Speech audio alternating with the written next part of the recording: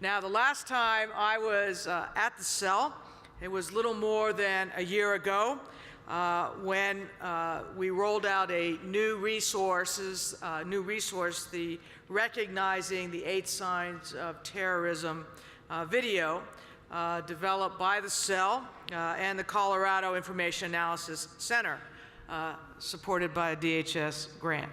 I thought I would mention that. Now, the video is an example of an important resource for the American public to help it understand what it can do to keep communities secure, and is one of the many efforts undertaken by the cell in this regard. That goal, which is to inform the public about the steps it can take, is increasingly critical to confronting the kinds of threat environment that we exist in today. And I'll talk about that environment in just a few moments. So when you're asked, like I am, to talk about how the United States is countering today's terrorist threat, now you can certainly descend into a laundry list of the things that the Department of Homeland Security and the federal government are doing. But tonight, I don't want to give you that laundry list. What I want to speak most importantly about is how the threat is changing and how that change affects how we confront the terrorist threat. Because the threat picture we see today shows an adversary or adversaries who are evolving, they are adapting quickly, and they are as determined as ever to strike at the West, be it in Europe or be it in the United States. Today, we operate, all of us, under the premise that individuals prepare to carry out terrorist attacks may actually be in the United States and are planning attacks in such a way that they may carry out acts of violence with little or no warning. This is the stark reality I shared with Congress last month and that I shared earlier this week at our nation's top law enforcement conference of the International Association of Chiefs of Police. The threat landscape and how it has changed means that we have to recast how we confront terrorism. We have to do more, in particular to integrate state and local law enforcement with federal law enforcement and with the public writ large. And against the backdrop of this threat, I think it's fair to say that we have been making significant progress. We've been working to get resources and information out of Washington, D.C., to state and local law enforcement through institutions like Colorado's Fusion Center. We've been working to inform the American public in better and more effective ways about the threat we face, and I want to stop here just a moment and say our efforts are to inform and to educate, not to instill fear. The issue of, there's a line to be drawn there, but the fact of the matter is the more people know and the better prepared people are, the less fearful they need to be. So we are working day in, day out to increase information flow, to increase resource flow, and to increase public education. Now still, we have to move as fast as possible to adapt to the reality that today's threat environment puts our policemen, our troopers, our sheriff's deputies, the men and women in law enforcement around the country really firmly on the front lines on the efforts against counterterrorism in a way perhaps that's unprecedented. Every police department in this country must now see itself as part of the frontline forces fighting a threat from terrorism. And Americans must see themselves as key participants in helping to secure their own country. And this is because we're simply at a real turning point. in how we approach our nation's security. Now, historically, domestic counterterrorism efforts were based on the belief that the United States faced the greatest risk from terrorist attacks that were planned and carried out by individuals coming into our country from abroad. So accordingly, after the attacks of 9/11, we placed a much greater emphasis on building the capacity of the intelligence community to uncover specific and elaborate plots by uncovering all of those involved in the plot planning. And the architecture of security that's been built since 9/11 has been rather successful in doing just this. But as we have all seen, and as the mayor mentioned, several events in the past years have shown that we need to mitigate homegrown terrorist threats that are planned within the United States or carried out by individuals living here. These include, for example, the attempted attack this past May by Faisal Shahzad, a naturalized United States citizen who tried to ignite a car bomb in Times Square. They include Najibullah Zazi, already mentioned, who law enforcement in Colorado are familiar with, who all Coloradans are familiar with, I venture to say, and it was the work of the Colorado Fusion Center and law enforcement here in Colorado that helped to prevent Zazi's planned attack on the subway system in New York.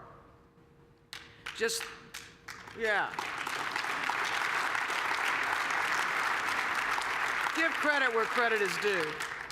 Just last week, Hossam Smadi, a Jordanian national who'd been living in Texas, was sentenced in a plot to detonate a truck bomb in downtown Dallas. And we all have seen in today's news the account of the arrest of an individual in Washington, D.C. yesterday who was allegedly planning to set bombs in the metro system there. So more and more we are seeing the increased role of Westerners, including U.S. citizens or naturalized persons engaged in terrorist training, planning, and attempted attacks.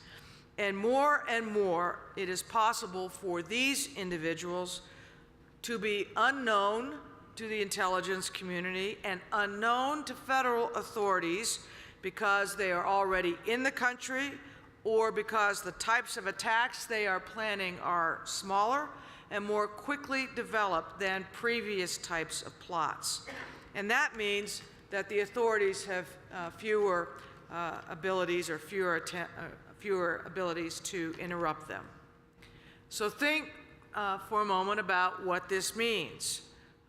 All of us are now challenged with moving beyond the approach that we've relied upon and instead gaining a better understanding of the behaviors, of the tactics, of the other indicators that could point to terrorist activity. The threat landscape that we see today is one where increasingly a local policeman or a member of the public may be in the best position to first notice something that could point to a terrorist attack being plotted or planned. That's the reality that we face today, and there's no doubt that it is a big challenge. But I believe that we are fortunate in this country. We're fortunate because we have a strong law enforcement community and because we have an American public that, when challenged, always rises to the challenge. They are always ready and willing to step up. Now, at the Department of Homeland Security, DHS, we are constantly asking ourselves, how can we do a smarter, better, more effective job of broadening the collective mission of protecting the homeland? And the answer is we do it by seizing every opportunity to build a bigger and stronger security team and then equipping that team to succeed. And the core of this is a concept, and that is this. Homeland security begins with hometown security. We don't produce homeland security from Washington, D.C. We produce it from the entire nation, and what Washington, D.C. needs to do is to educate, to empower, to share information, and to push resources out to the country as a whole. This means that we view the men and women, particularly the men and women of law enforcement, as the front lines in the counterterrorism battle. This means that at our fusion centers, at our borders, in our cities, and in our rural counties, state and local law enforcement become so very, very key in our efforts to combat the ever-changing terrorism threat. And for us to succeed means that we all have to be, to use a cliche, but a cliche, I think that's an accurate one here, we have to be on the same page. We have to weave together our information sharing networks, our counterterrorism efforts, and our community policing strategies in a way that's never been done before. What I'm talking about is a homeland security architecture that begins with the hometown, that is a seamless network in which vital information, analysis, and intelligence flows in multiple directions simultaneously. Let me pause a moment here. There's a metaphor that's constantly used in the terrorism world, or the terrorism prevention world, and that metaphor is connecting the dots. We all have to be able to connect the dots, or it's the failure to connect the dots that has caused something to occur or to almost be successful. That is the wrong analogy to use. There is a lot of data out there. There is a lot of intel that comes to us from a lot of sources, and it comes simultaneously. We have to be able to work together to receive that information across the country, to give information across the country, indeed internationally, and to detect patterns of threats, of tactics, of behaviors that in and of themselves can indicate to us that a terrorist attack is being planned. What I'm talking about sometimes is akin to a 24/7 nerve center in our minds and in our actions that relies on everyone who's trained, prepared, and integrated in a joint effort. What I'm talking about is leveraging the experience of local police, and particularly those who are engaged in community policing, who might spot a potential trend, a threat, and who would share that, put it into the Fusion Center so the Fusion Center can share it with us in Washington, D.C., and we can in turn analyze it in context with what we're hearing and share it with the rest of the country, or indeed share it with the rest of the world. Now, at the department, DHS, we work closely with state, local, tribal, and territorial law enforcement, as well as with, and this is an important point as well as with the private sector, to build the capacity of frontline personnel to understand, to recognize, to document, and to share information about behaviors and other indicators that may be reflective of a specific threat or of terrorism-related crime in general. One of the ways we are doing this is by something called the SARS initiative. SARS stands for Suspicious Activity Reporting. And this is a resource for frontline security personnel. Now, the SAR initiative was created in conjunction with the Department of Justice. It creates a standard process by which law enforcement can identify and report suspicious activity so it can be shared nationally to identify broader trends. Let me pause here just a moment. In the SAR initiative, it's very important that the law enforcement personnel who receive information are trained so that they can segregate between information that may in fact simply be profiling, which is against the law and which we do not conduct, from actually identifying behaviors and indicators and tactics that could be leading to a terrorist attack. We have deployed Czar in 19 jurisdictions so far.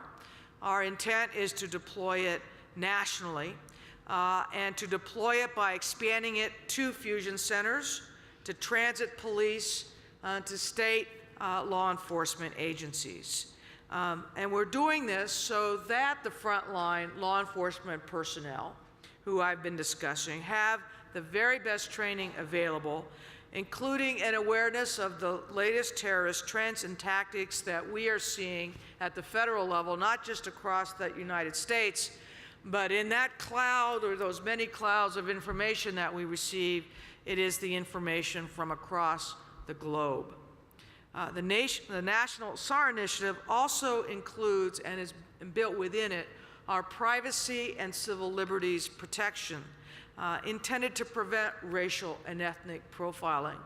And this is important because if the people of the United States believe that that's what we're really doing, they won't participate. But if they believe that what we're doing is very much connected with our joint protection for our own joint security, then the public will support efforts like the SAR initiative. So it is so very important that as we do these new things, we do them in the right way. Now, we are also approaching the kinds of information we share locally in a new way. Again, by focusing on tactics and techniques that have been used in attacks across the globe, so that police can have the tools they need to identify threats on the ground. The cell has been one of the leaders in supporting this kind of information sharing, especially through its support of the Colorado Information Analysis Center, which, as was already noted, was our Fusion Center of the Year last year. And by the way, I think it beat out Arizona. I just thought I'd mention that. One of the ways we're sharing information is by producing and disseminating unclassified case studies that examine recent incidents involving homegrown terrorism. We're doing the same with intel products focused on the tactics, techniques, and plans of international terrorists.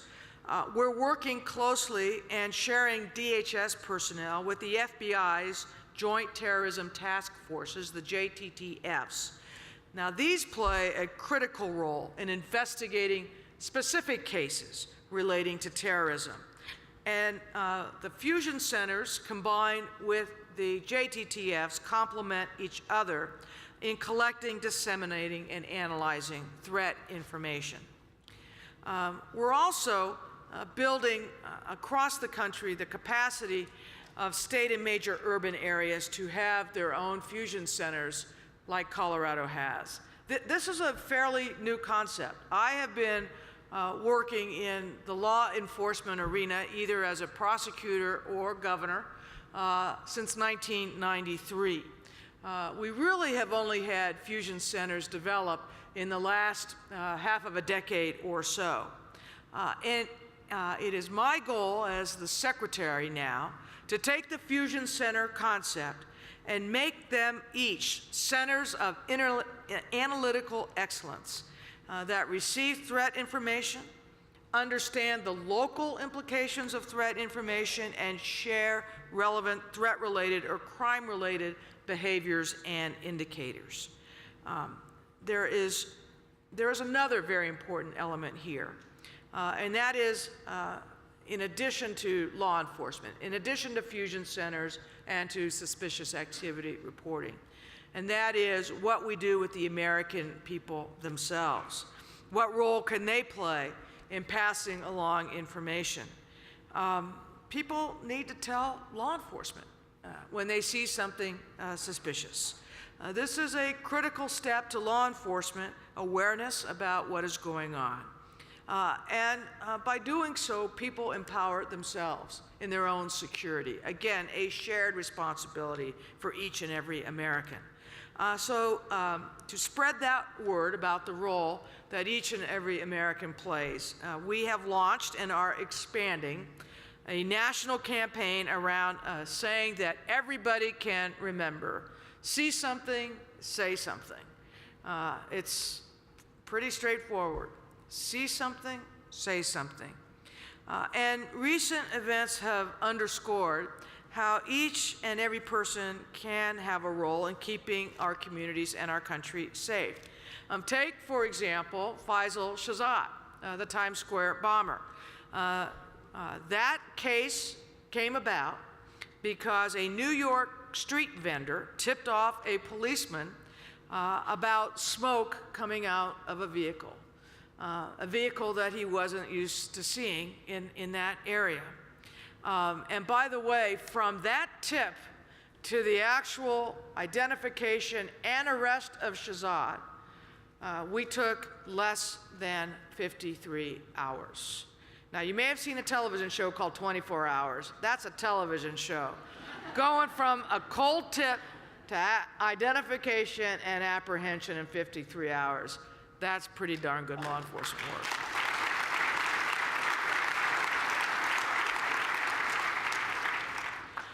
Now, the goal of the See Something, Say Something campaign is to raise awareness of potential indicators of terrorism, crime, and other threats, and emphasize the importance of reporting that activity to law enforcement. So we are spreading the campaign. It started in the Metropolitan Transit Authority in New York. This summer, we launched it nationally in Amtrak. We put it then in August. We worked it through the general aviation community. For example, working to make sure at these small airports where private planes come in and out, that there is information about See Something, Say Something. We have moved it into certain jurisdictions, the National Capital Region. We've moved it into across the southern states. We are working with professional and college sports leagues to spread the message at stadiums across the country this fall. We believe, and I believe, and I hope you believe, that when we pair See Something, Say Something with Czar, we have helped weave together that architecture I talked about in the beginning of my remarks. How do you create a true system across the United States that is respectful of privacy and civil liberties on the one hand, but that involves everybody in making sure that we are intervening as soon as we can to prevent terrorist acts in our country, particularly with the rise of homegrown terrorism. Now, today, I think it is fair to say that our security is being tested in ways we have not seen before. This means we have to be innovative in how we work here at home to counter threats. It means everyone has to be knowledgeable about the roles they play. We have to think about our security in as broad a terms as possible. The reality is that when we talk about homeland security, beginning with hometown security, we automatically are acknowledging the role that each and every American plays, that state and local, tribal and territorial law enforcement play. Now, I wish I could stand up here today and tell you that I therefore have given you a 100% guarantee that no threat will ever erupt into an actual successful event. I cannot give you that guarantee, and I will not give you that guarantee, and if I did, you would know that I wasn't telling you the truth. So let me tell you the truth. We cannot put this country under a dome or or put it in effectively a big Tupperware container and seal it off from any threats. What we can and must do is to work together to minimize risk, to identify threats, and to make sure that everybody understands the role they can play in making our country as secure as it can be. It means working together in order to make sure that people on the front lines across the country, not just in Washington, D.C., but across the country, have the resources they need and the information they need, and that they have it when they need to have it, and they have that info when they need to know it. The institutions like the cell help us achieve that goal. And this type of work is happening every day here at the Fusion Center, which continues to set a great example. But I want to reiterate that in the work that we do, we also must have a sense of great urgency. The threats we face are changing quickly. It's our challenge to not only to keep pace, but to get ahead, not to be reactive, but to be proactive. The reality is that the kinds of threats we face, particularly the homegrown terrorism threat, is something that has evolved very much over the past several years. But I believe that as these threats evolve, we as a nation are up to the challenge of meeting these threats. We always have. We are a strong and resilient country because of the dedication and the sacrifice of many of the people I see sitting in this room and many who are not in this room this evening. So while we recognize the threats, we recognize their changing character, we also recognize the fundamental fact that as a country, we are as strong or stronger than any possible threat that can be issued against us. And working together, we will surmount all of them. Thank you very much.